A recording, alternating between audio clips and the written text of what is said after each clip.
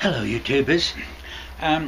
Well, over the years I've been asked many questions, but the one that crops up most regularly is the question of how is life different in your day to the life today. And I guess they're young people who ask me that, and they aren't really the bulk of my viewers, but I thought that would be interesting to talk about.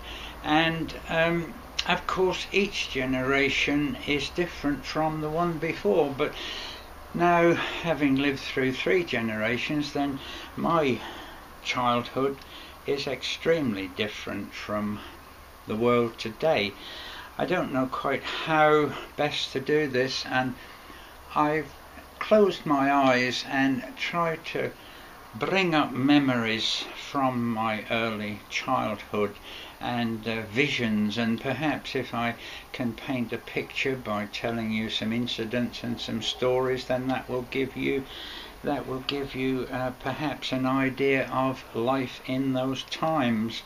And as I try to go back in time, I cannot remember much of my life before the age of 5 when I went to school. I have a few images. I remember being sat on the kitchen draining board, and my aunt was washing my knees, and she was going to take me on a train.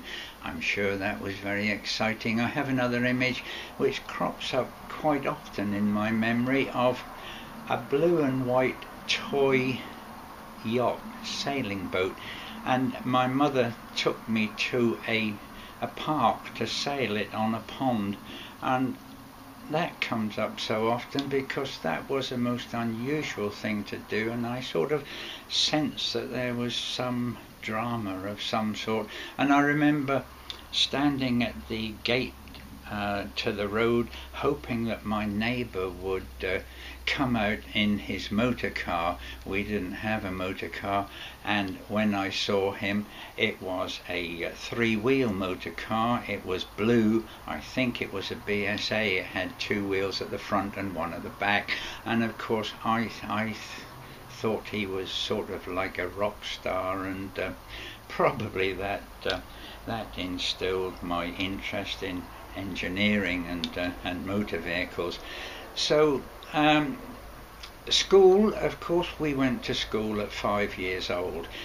They were infant school from 5 until 7, and then junior school from 7 until 11. I don't really remember my first day. I don't even know if my mother took me to school. She possibly did, but otherwise I just walked to school on my own, which was where we lived at the time was only probably about half a mile away. And I do remember her saying to me, "You're a big boy now, Peter, you're going to school." And so basically that is what you did. I doubt that there were any weeping mothers at the gate of the school. I'm sure they were quite pleased that we were off to school for the day, so they could get on with their work that was, well, terribly hard work for women in those days, without any labour-saving devices and things. And so I went to school. The only thing I remember is that the school playground was divided with a wire netting fence, or some sort of wire fence, and I remember standing there looking at sort of the big kids the other side of the fence, and probably feeling a bit terrified, but I guess I was collected up, and then I went through my infant school. Goodness knows what we did. I really don't have any memories. I have sort of some vivid memories of the time in the junior school, the 7 to 11, where really the whole education, I think, was designed to have discipline and respect. We spent most of our time doing the 3 R's, reading, writing and arithmetic, and I think I remember a little bit about some sort of art that we did, and I remember that I have a memory of being out with the other children with a net and a pond where we collected tadpoles and things like that. But basically it was reading, writing and arithmetic. Perhaps just to illustrate maybe the discipline that was expected of us, I remember there was one occasion when I was asked to stand up and read a passage from a book, and so I started to read this passage, and it contained the word again. I can't remember what it was. I don't know. Tom went to the shop again. Anyway, I said this, and the teacher said, "Again!" So I read it again, and then he said, "Again!" and I read it again, and then of course he thought I was being cheeky and told me to hold out my hand, and with a heavy wooden ruler, which the rulers were round in those days, they weren't flat rulers, they were round rulers, he smacked me across the hand. He's very lucky that he didn't break any bones, and told me to go and sit down. It was only very later in life, as quite an adult, and I realised that what he was trying to correct me was that I said the word again in a wrong way. I still don't know whether you say again or again, but of course he thought I was being cheeky, and there's no way he was going to stand for that. I remember I sat next to a boy called Donald, curly-headed boy, and he got a similar punishment. I don't know what his serious crime was, but he was doing something, and the teacher came down the aisle and he really whacked him across the head with his hand, I think, but poor Donald cried. Well, you just didn't do that. Big boys don't cry. And so that, I suppose, embarrassed him and lowered his self-esteem.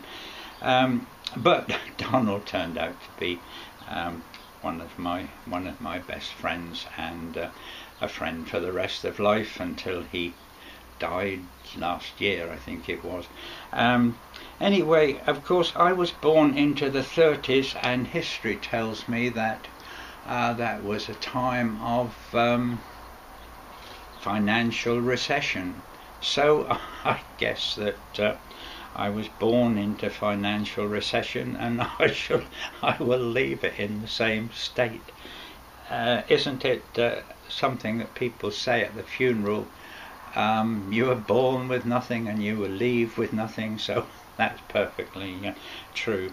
But sort of just philosophizing a bit, I do think that the first 7 years of your life are very important, the formative years, and all of your attitude and behavior stems from your bringing up, the influence of your mother and father and your home. And if I remember, if as kids do, you were to cheek your mother, father or another adult person, well, you only did it once. The word I won't or no never came into your vocabulary. Oh, there was something else I was going to talk about in regard to reading, writing and arithmetic. Not only did we do reading and writing, we did a lot of writing, and most of that was calligraphy. We were taught to write in a joined up adult way, and our handwriting was very important. And I get a bit miffed these days when, having been to college late in life and learned how to do business letters, you come to the end of the letter and you sign it yours truly, sincerely, faithfully, according to who you are addressing, then 5 spaces, and then print the name underneath. And I get so annoyed when people do that, and then their signature is just a little squiggle. And I do believe that they could write their name properly, but they don't, because in their education they have never been taught calligraphy or to possess good handwriting. And of course, what's even worse is when underneath they put all their qualifications. Anyway, that's nothing to do with life back then, is it? So I rather enjoyed sort of thinking back all these times. I have told about my teenage years, of course, in the wartime in my series of Telling It All, but I don't even know if they exist on YouTube anymore, and anyway, nobody would want to go back and look at 60 videos about that, but I've got plenty more observations of life as a child in the 1930s, so perhaps it would be nice, if you're not too bored, if I just tell more and sort of paint a larger canvas to give you an idea of what life was like. So I'll end it there for this one, and I'll do another one if you like shortly. So goodbye.